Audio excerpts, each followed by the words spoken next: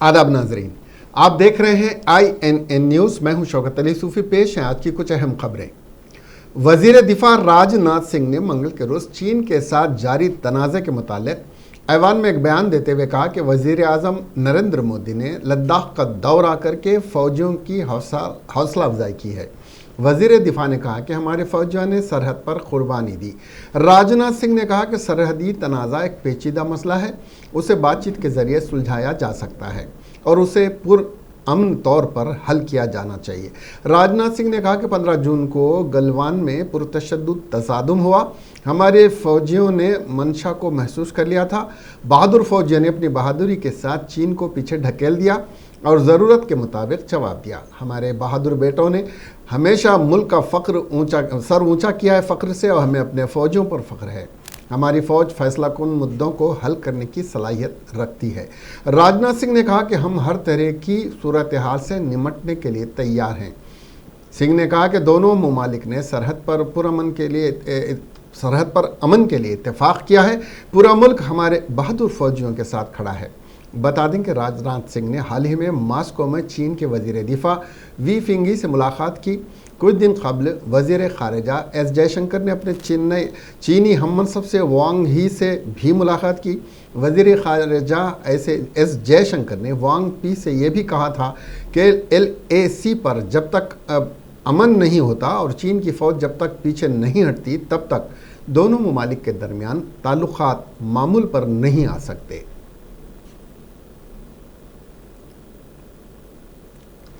Chief minister के चंद्रशेखर राव ने lockdown के दौरान जायद बरक़ी बिल्स हासिल होने वाले की बिल्स पर नज़रसानी करने का ऐलान किया है। उन्होंने कहा कि लॉकडाउन के निफाज के सबब बरक़ी मीटर्स की रीडिंग नहीं ली गई।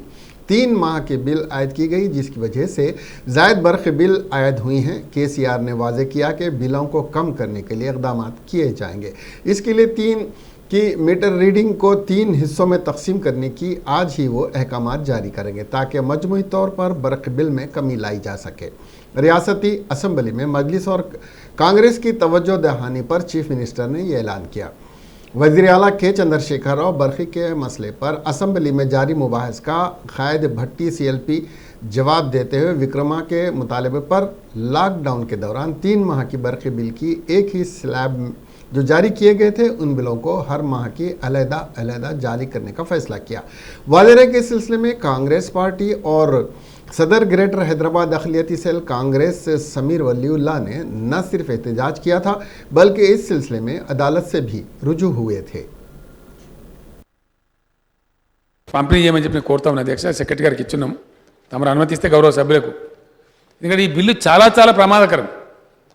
మరి ఇక్కడి నుంచి బాగా మాట్లాడుతున్నారు ఎందో చేస్తామని చెప్పి. అయ్యా మీరేం చేయకుండా మంచిగా కానీ చెడగోపం పెట్టులు బంద్ చేయండి. ఈ రాష్ట్రంలో కేంద్ర మంత్రి ఒక ఆయన బీజేపీ ఎంపీలు దీన్ని సమర్థిస్తారా? తెలంగాణలో 26 లక్షల మోటార్లకు మీటర్లు పెట్టాలి అనేదాన్ని మీరు ఒప్పుకుంటారా? ఇక్కడున్న బీజేపీ ఎంపీలు కేంద్ర మంత్రి ప్రజలకు సమాధానం చెప్పాలి. ఎస్, అందరం జవాబుదారే. వాళ్ళు రావాలి, ప్రజల ముందుకు రావాలి, చెప్పాలి. అందుకే నేను కాంగ్రెస్ పార్టీని కూడా కోరుతా ఉన్నా అధ్యక్ష. బహుశా వాళ్ళు కూడా ఢిల్లీలో మాట్లాడినారు. మా లోక్సభ నేత నాగేశ్వరరావు గారితో, కేశవరావు గారితో కూడా మాట్లాడినారు. కాంగ్రెస్ పార్టీ నాయకులు కూడా. నాకు చాలామంది ముఖ్యమంత్రులు మాట్లాడిన అధ్యక్ష. దీన్ని మనం ఒక్కలమే కాదు, ఇవాళ తమిళనాడు రాష్ట్రం, మహారాష్ట్ర రాష్ట్రం, రాజస్థాన్ రాష్ట్రం, పశ్చిమ బెంగాల్ రాష్ట్రం, కేరళ రాష్ట్రం, ఛత్తీస్గఢ్ రాష్ట్రం, ఢిల్లీ రాష్ట్రం, వీళ్ళందరూ కూడా ఈ ముఖ్యమంత్రులంతా నాకు మాట్లాడిన అధ్యక్ష. దీన్ని వ్యతిరేకిస్తూ ఉన్నారు తీవ్రంగా.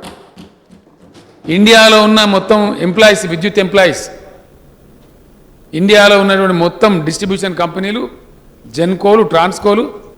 वज़ीर बल्दी नज़्म नक्स KT रामाराव ने असम्बली में वक्फ़े सवालात के दौरान TRS अराकीन बी सुमन, श्रीनिवास रेड्डी, विवेकानंद रेड्डी, बी राजू और मजलिस रुकन असम्बली कौसर मुहिउद्दीन के पूछे गए सवाल का जवाब देते हुए बताया कि वज़ीर आला के चंद्रशेखर राव ने ग्रीन एक्शन प्लान के लिए रियासत के बजट में 10% बजट मुख्तस किया है और देही सतह से लेकर शहरी सतह तक सरसब्ज और शादाब बनाने के लिए हरीता हरम प्रोग्राम के तहत रियासत भर में करोड़ों पौधे लगाए गए और हर म्यूनसिपलिटी में नर्सरी कायम किए जा रहे हैं। उन्होंने बताया मुल्क भर में सबसे बड़ा पार्क कायम किया गया।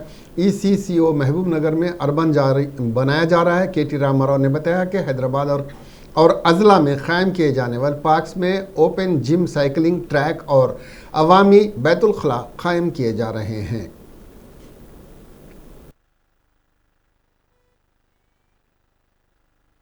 10% బడ్జెట్ను గ్రీన్ బడ్జెట్ కేటాయించుకొని ఒక గ్రీన్ యాక్షన్ ప్లాన్ రూపొందించుకొని పట్టణ హరిత ప్రణాళిక రూపొందించుకొని ఈరోజు ఒక కల్చర్గా మారింది అధ్యక్ష. హరితహారం అనే కాన్సెప్టు ఈరోజు నరనరన ప్రతి పౌరుడికి, అది పల్లెలో ఉండే పౌరులు కావచ్చు, పట్టణంలో ఉండే పౌరుడు కావచ్చు, వారు ధనిక లేదా బీద అనే తారతమ్యం లేకుండా, చదువుకున్నవారు చదువుకోని వారు అనే తారతమ్యం లేకుండా మనం వర్షాకాలం వచ్చిందంటే హరితహారం కార్యక్రమం ఉంటుంది, తప్పకుండా కోట్ల మొక్కలు మరి పెట్టాలి అనే ఒక కల్చర్ ఈరోజు తెలంగాణలో డెవలప్ అయిందంటే ఖచ్చితంగా దానికి ఆద్యులు గౌరవ ముఖ్యమంత్రి కేసీఆర్ గారు అనే మాట ఈ సందర్భంగా నేను విజ్ఞప్తి చేస్తా ఉన్నా అధ్యక్ష. కేవలం డబ్బులు పెట్టడమే కాదు అధ్యక్ష, కేవలం ప్రోగ్రామ్ ఇవ్వడమే కాదు, దానికి సంబంధించిన చట్టం తీసుకొని రావడం, ఆ చట్టంలో స్పష్టంగా 10% పెట్టాలని చెప్పడం, బడ్జెట్ గ్రీన్ యాక్షన్ ప్లాన్ పెట్టాలని చెప్పడం, 85% మొక్కలు బతకాలి, బతకపోతే కౌన్సిల్ ఉద్యోగం ఊడిపోతుందని చెప్పడం, ఇది నిజంగా కూడా ఒక ముఖ్యమంత్రి గారు ఇంత లోతుగా, ఇంత సునిశ్చితంగా, ఇంత సూక్ష్మంగా ఈ సబ్జెక్ట్ను అర్థం చేసుకొని భవిష్యత్ తరాల కోసం मोतियों के शहर हैदराबाद को रहने और काम करने के मामले में मुल्क के बेहतरीन शहर का दर्जा हासिल हुआ है। JLLCT मोमेंटम इंडेक्स 2020 में दुनिया के बेहतरीन शहर का दर्जा मिलने के बाद तारीखी शहर को अब इन 34 शहरों में शामिल किया गया है, जो रहने और काम करने के लिए हिंदुस्तान में बेहतरीन शहर शुमार किए गए हैं। ये दर्जा वेबसाइट holidify.com के सर्वे के हिस्से के तौर पर दिया गया है। ये वेबसाइट मुसाफिरीन को उनकी तरजीहात के मुताबिक सही मंजिल की तलाश और रुकावट से पाक छुट्टियां मनाने के मंसूबे में मदद देती है। इस सर्वे में हैदराबाद को सरह फहरिस्त रखा गया है। हैदराबाद को 5 में से 4 स्कोर हासिल हुए। इस शहर ने मुंबई, पुणे, बेंगलुरु और चेन्नई को पीछे छोड़ दिया है।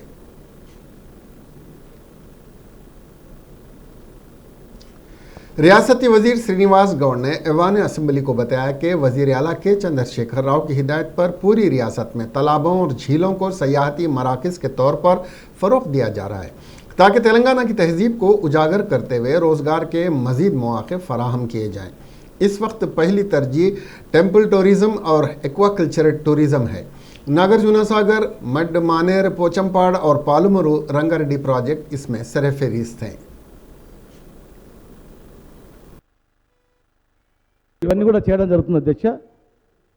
ఇవన్నీ ప్రపోజల్స్ కూడా ప్రారంభ దశలో ఉన్నాయి, వీలైన తొందరలో తయారు చేస్తాం అధ్యక్ష. మిడ్ మానేర్ దగ్గర కూడా తొందరలోనే అక్కడ బోటింగ్ కూడా ఏర్పాటు చేస్తున్నాం అధ్యక్ష. ఇవే కాకుండా ఈ రాష్ట్రంలో ఉన్నటువంటి ప్రతి ఇరిగేషన్ ప్రాజెక్ట్, ఇటు పాలమూరు రంగారెడ్డి జిల్లా ప్రాజెక్టు ద్వారా కూడా ఏర్పడినటువంటి కరీంనగర్ రిజర్వాయర్ కావచ్చు, వట్టెం కావచ్చు, ఉదండపూర్ కావచ్చు, ఆ రిజర్వాయర్ల దగ్గర కూడా ఇప్పుడే ప్రారంభమైనాయి.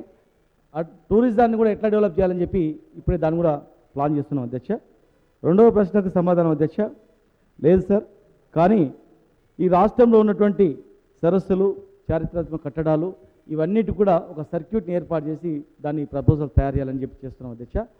గత 5 సంవత్సరాల వ్యవధిలో అద్భుతమైనటువంటి చరిత్రాత్మకమైన కట్టడాలు కావచ్చు, అనేక రకాలవన్నీ కూడా ఒక టూరిజం స్పాట్లో ఏర్పాటు చేసి సర్క్యూట్స్ ఏర్పాటు చేసి ఇటు వరంగల్ కావచ్చు, నిజామాబాదు, వరంగల్, ఆదిలాబాద్, మహబూబ్ నగర్, శ్రీశైలం అనేక ప్రాంతాల్లో కూడా ఏర్పాటు చేస్తున్నాం అధ్యక్ష.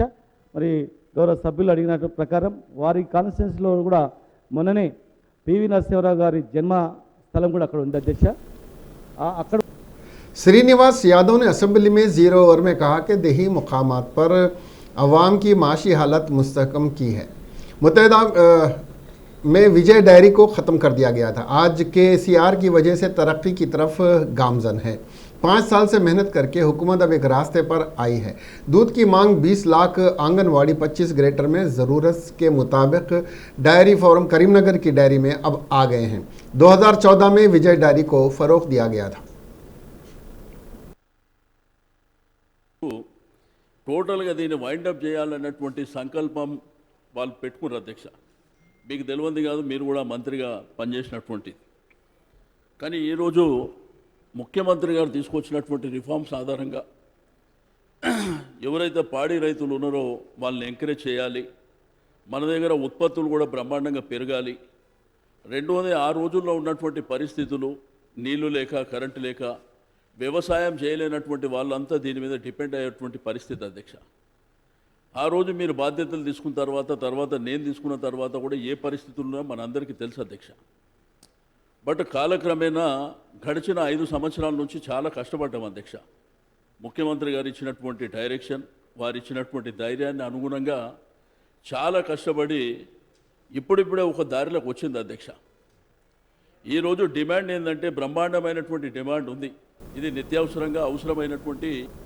जगदीश्वर रेड्डी असेंबली में 0 ओवर के दरमियान कहा कि तेलंगाना रियासत के क़याम से कबल आंध्र प्रदेश कायदीन ये कहते थे कि तेलंगाना तारीख हो जाएगा, लेकिन तेलंगाना रियासत के क़याम के बाद बरखी की पैदावार पर तवज्जो देकर उसकी पैदावार में चीफ मिनिस्टर के चंद्रशेखर राव ने रिकॉर्ड इजाफा किया, जिसकी वजह से आज शहरियों को 24 घंटे बरखी सरबराह की जा रही है। अब तमाम शोबाजात में बरखी की सरबराही यकीनी हो चुकी है। उन्होंने कहा कि श्रीशैलम पावर प्लांट का हादसा अफसोसनाक है।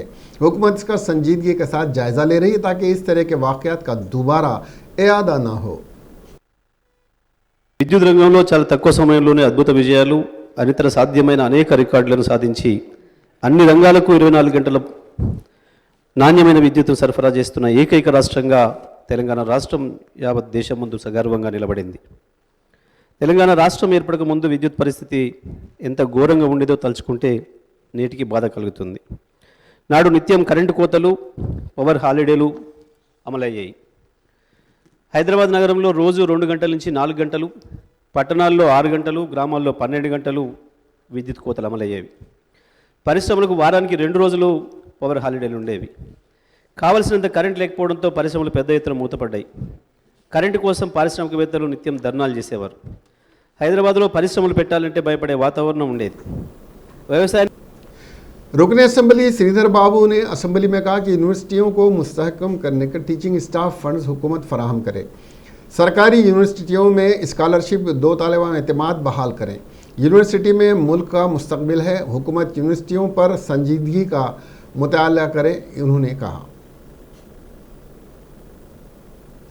भारतीय जनता पार्टी के मुबस्सिर कृष्णा सागर राव ने आज राज्यसभा में जया बच्चन के दिए गए बयान पर तबसरा करते हुए कहा कि उनका ये बयान गैर जिम्मेदाराना और बचकाना है। उनका यह कहना कि बॉलीवुड को बदनाम किया जा रहा है और लोकसभा में बीजेपी के रुकन ने बॉलीवुड पर जो बयान दिया है वो एक साजिश है।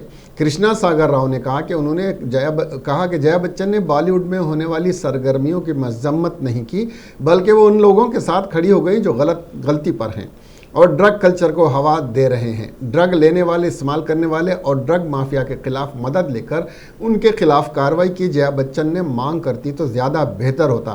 नौजवानों की बड़ी तादाद फिल्मी स्टार्स को अपना रोल मॉडल समझते हैं, उनकी तकलीद करते हैं। ऐसे में ड्रग के आदि फिल्मी स्टार्स की खबरों का नौजवान नस्ल पर क्या असर पड़ेगा। अमिताभ बच्चन को फिल्म इंडस्ट्री में एक मुनफरद मुकाम हासिल है, उन्हें इस मौजू पर अपना बयान देना चाहिए, कृष्णा सागर ने कहा। Protect the druggies in your Bollywood. In fact, you should be talking against it.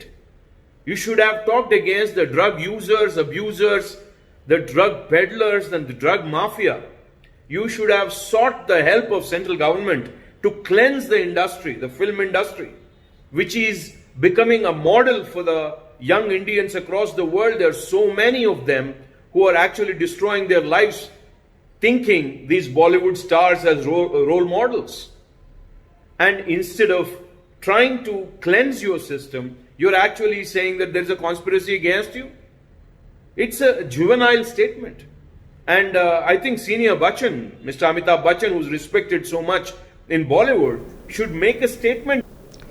Speaker assembly P Srinivas Reddy ने रियासती वज़रा और अराकीन से ख्वाहिश की कि वह ऐवान में बगैर मास्क के शरीक न हो और मास्क का इस्तेमाल ज़रूरी है। वाज़ेह है कि ऐवान में बाज़ अराकीन और बाज़ वज़रा बगैर मास्क के बैठे हुए थे। मजलिस रुकन असेंबली अहमद बलाला ने 0 ओवर के तहत बात करते हुए हुकूमत से मुतालबा किया कि पुराने शहर में भरोसा सेंटर कायम करे। उन्होंने बताया कि इससे पुराने शहर की ख़वातीन को रोज़गार हासिल होगा। रियासती वजीर के.टी. रामाराव ने उन्हें भरोसा दिलाया कि पुराने शहर में भरोसा सेंटर कायम किया जाएगा। एक और मजलिस रुकन असेंबली कौसर मोहिउद्दीन ने जिन सफ़ेद राशन कार्ड्स बगैर किसी इत्तला के मनसूख किए गए हैं उसे जारी करने के अलावा मोहम्मद मौसम ने उनके हल्के असेंबली बहादुरपुरा में हफ्ते में एक बार पानी सरबराह करने की शिकायत की। उन्होंने रोज़ाना पानी सरबराह करने का मुतालबा किया।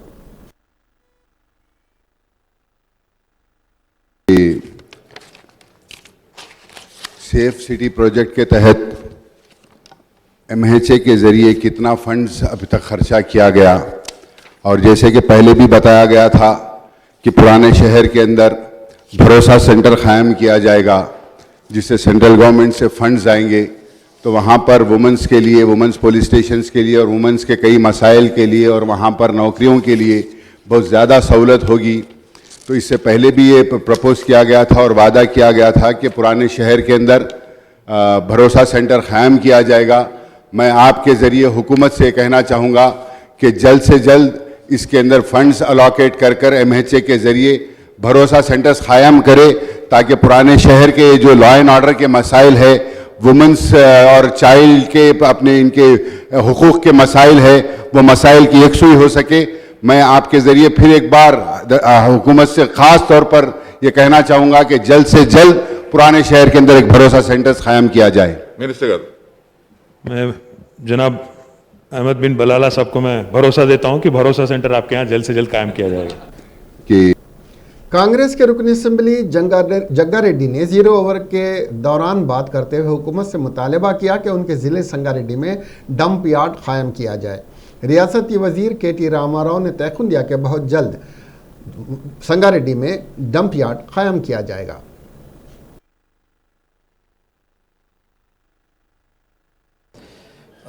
జిల్లా హెడ్ క్వార్టర్ సంగారెడ్డి అధ్యక్ష, డంప్ యార్డ్ లేదా అధ్యక్ష, మంత్రి గారు కోరేది ఏంటంటే మున్సిపల్ శాఖ మంత్రి గారిని, డంప్ యార్డ్ లేక దాదాపు 4 సంవత్సరాలు అవుతుంది. జిల్లా కలెక్టర్ గారు, RDO, కమిషనరు చాలా ట్రై చేస్తున్నారు కానీ ల్యాండ్ దొరకలేదు. అంటే అసైన్ ల్యాండ్స్ కానీ గవర్నమెంట్ ల్యాండ్స్ అవైలబుల్ లేవు. వాళ్ళు ప్రయత్నం చేస్తున్నప్పుడు కూడా సరౌండింగ్స్ అంతా ST కాలనీస్, అంటే లంబడి తాండాలు SC కాలనీస్ ఉండడం వల్ల అక్కడ ఆబ్జెక్షన్స్ వస్తున్నాయి. అందుకే ఎక్కడన్నా ఒక 5 ఎకరాల ల్యాండ్ పట్టా ల్యాండ్, అంటే కాస్ట్లీ ల్యాండ్స్ కాబట్టి ఒక 5 ఎకరాల ల్యాండ్ మరి మంత్రి గారి ద్వారా ఒక 5 ఎకరాల ల్యాండ్ ప్రభుత్వం కొనుగోలు చేసి మరి డంప్ యార్డ్ కోసం ఏర్పాటు చేయాలని మంత్రి గారిని కోరుతున్నాను అధ్యక్ష. జయప్రకాష్ రెడ్డి గారు సంగారెడ్డి మున్సిపాలిటీ యొక్క డంప్ యార్డు గురించి సమస్య ప్రస్తావించారు అధ్యక్ష. నోట్ చేసుకున్నాం అధ్యక్ష, తప్పకుండా సానుకూలంగా పరిష్కరిస్తాం. MRPS के बानी और सदर मंडा कृष्णा मादिगा ने chief minister K Chandrashekhar Rao पर सख्त तनकीद करते हुए कहा कि KCR ने दलितों को 3 एकड़ अराजी देने का वादा किया था, लेकिन उन्होंने अपना वादा पूरा नहीं किया। चंद्रशेखर राव कह रहे हैं कि हुकूमत के पास पैसा नहीं है। मंडा कृष्णा ने इस्तिफसार किया कि पैसा नहीं है तो नया सेक्रेटेरिएट किस तरह तामीर हो रहा है। उन्होंने कहा कि तेलंगाना रियासत के लिए दलितों और बहुजन समाज ने कुर्बानियां दी थी, लेकिन साहब लोगों के राज में दलितों की जिंदगियां तबाह हो रही हैं। मंडा कृष्णा ने कहा कि तरक्याती प्रोग्राम्स के नाम पर दलितों की अराजियात पर कब्जा किया जा रहा है, दलितों के खिलाफ ही मुकदमा दर्ज किए जा रहे हैं। मंडा कृष्णा ने राजन्ना सिरसिले ज़िले का दौरा किया। उन्होंने MRPS कारकुनों के ज़रिए ज़ेर एहतमाम अपनी ज़मीन चाहते हैं कि उन्वान पर मुनक़्क़द एक कैंप का दौरा किया। इस मौके पर उन्होंने खिताब करते हुए कहा कि आने वाले इंतखाबात में TRS की शिकस्त यकीनी है और महाजन सोशलिस्ट पार्टी इख्तिदार में आएगी। రాష్ట్రం కోసం కుల మతాలకు అతీతంగా పోరాటం జరిగిన మాట వాస్తవమే. కుల మతాలకు అతీతంగా అందరూ పోరాటం చేసిన మాట వాస్తవమే, కానీ అందరిలో ముందు వరుసలో నిలబడ్డది మాత్రం దళిత సామాజిక వర్గం. అందరిలో ముందు వరుసలో నిలబడి పోరాటంలో పాల్గొన్నది మాత్రం దళిత సామాజిక వర్గం. అందుకు సాక్ష్యం ఏంటంటే తెలంగాణ వచ్చినాక 3 శక్తులు కీర్తించబడ్డాయి. ఇప్పుడు మొన్న కదా కరోనా విషయంలో 3 శక్తులను గుర్తించిండ్రు. ఒకరు వైద్య సిబ్బంది, 2 పారిశుద్ధ్య కార్మికులు, 3 పోలీసులు అని. అట్లనే తెలంగాణ రాష్ట్రం ఏర్పడడానికి कांग्रेसी कायद वी हनुमंतराव ने कहा कि बाबा साहब अंबेडकर दस्तूर के मेमार थे। पंजागुट्टा इलाके में तनसीब के लिए कोशिश करने पर अंबेडकर के मुजस्समे को नस्ब करने नहीं दिया गया। 5 लाख से मुजस्समा बनाया गया था। असेंबली में अंबेडकर के बारे में कोई सवाल नहीं कर रहे हैं, एक रुकन भी बात नहीं कर रहा है। क्या अंबेडकर मुल्क के गद्दार थे? ऐसा नहीं तो क्यों उनके ताल्लुक से अरकान बात नहीं कर रहे हैं? अंबेडकर दस्तूर के ज़रिए मुल्क को एक रोशन राह दिखाई। पंजागुट्टा में अंबेडकर का मुजस्समा तनसीब करने नहीं देना सरासर गलत है, हनुमंतराव ने कहा।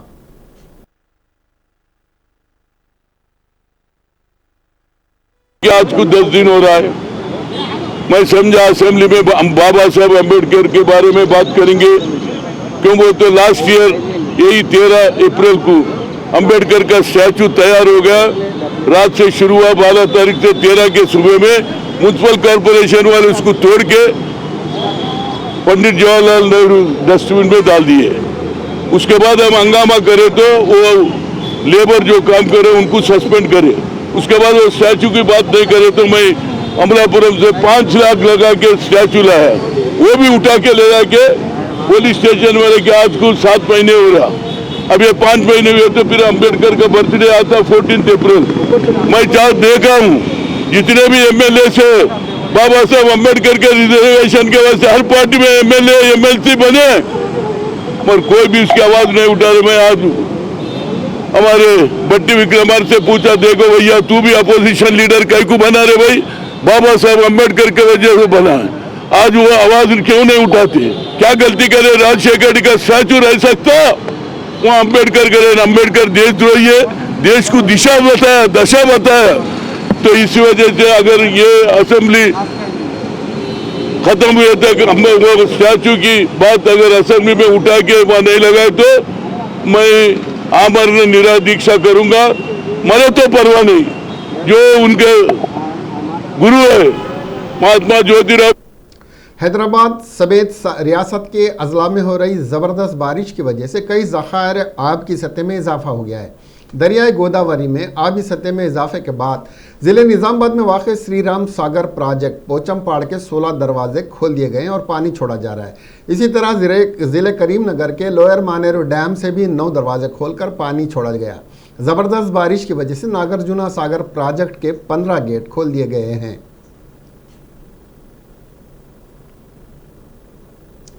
Commissioner of police Hyderabad Anjani Kumar ने एक प्रेस कॉन्फ्रेंस में बताया कि वेस्ट जोन टास्क फोर्स ने एक मुस्तनद इत्तला पर बंजारा हिल्स रोड नंबर 12 में एक ऑपरेशन करके 3 करोड़ 75 लाख रुपए जब्त किए।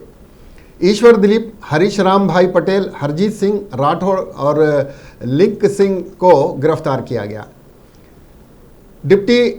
Deputy commissioner task force P Radhakrishna Rao की निगरानी में ये धावे किए गए, जिनसे पता चला कि ये मुंबई की एक कंपनी का पैसा है। पुलिस ने 2 गाड़ियां भी जब्त की हैं। Commissioner of police Anjani Kumar ने इस काम को अंजाम देने पर सारी टीम को मुबारकबाद भी पेश की।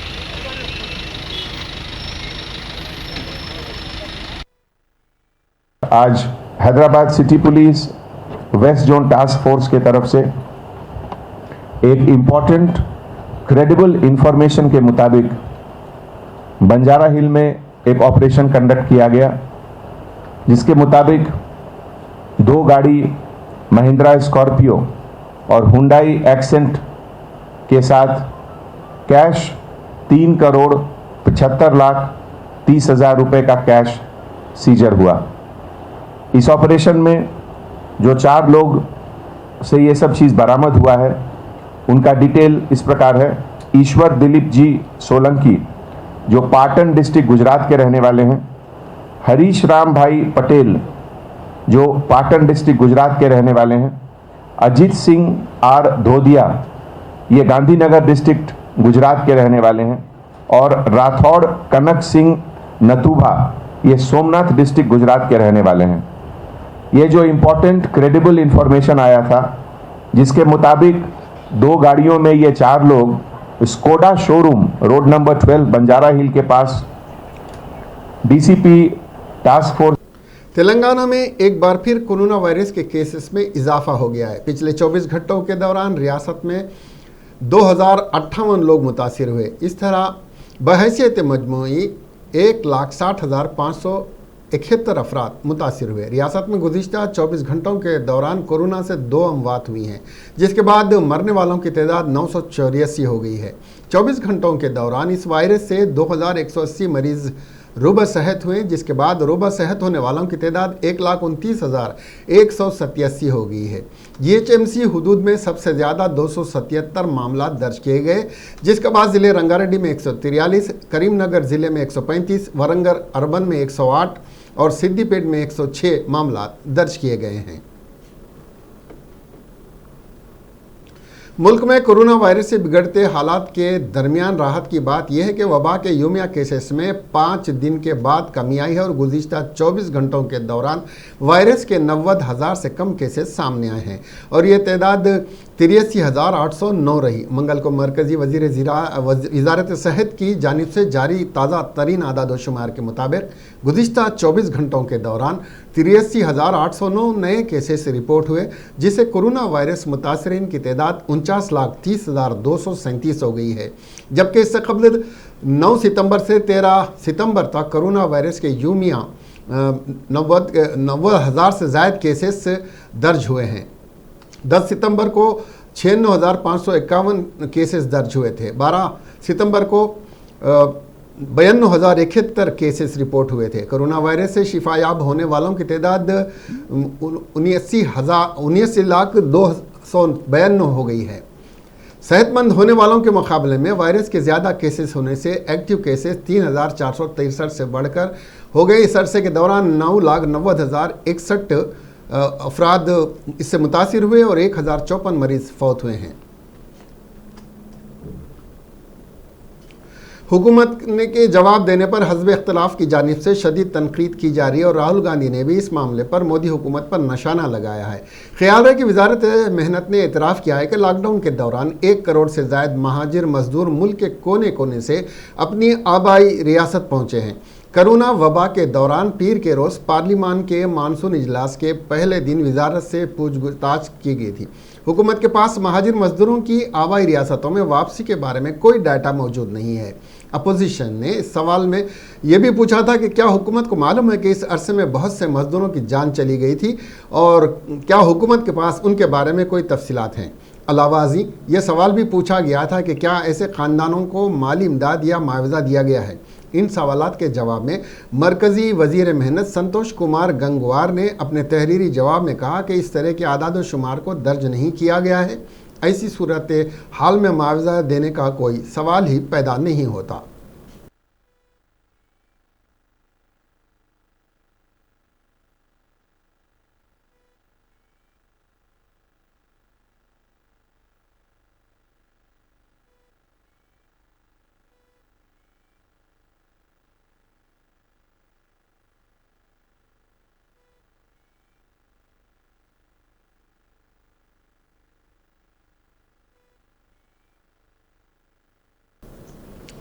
मध्य प्रदेश के रेवा ज़िले में वाक़े क्यूटी पिकनिक स्पॉट पर इलाहाबाद के 6 नौजवानों के डूबने से मौत हो गई है।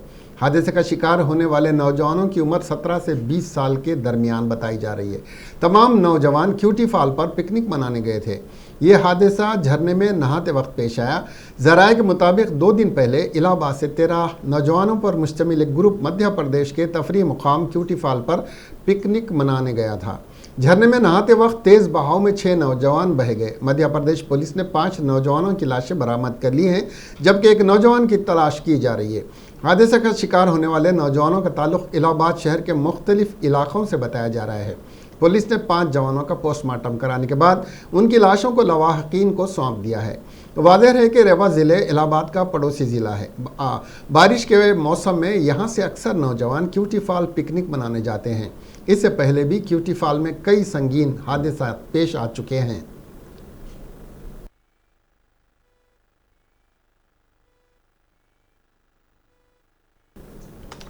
उत्तर प्रदेश के साबिक वजीर आला कल्याण सिंह को जांच में कोरोना पॉजिटिव पाए जाने के बाद अस्पताल में दाखिल कराया गया है।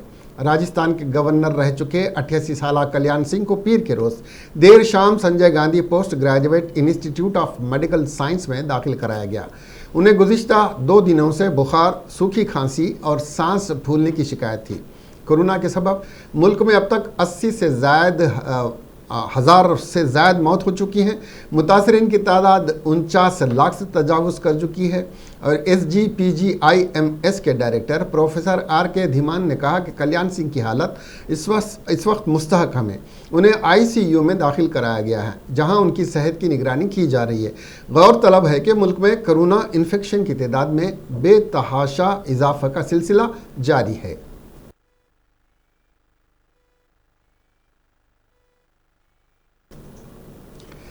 इसके साथ ही ये खबरें यहीं ख़त्म हुई।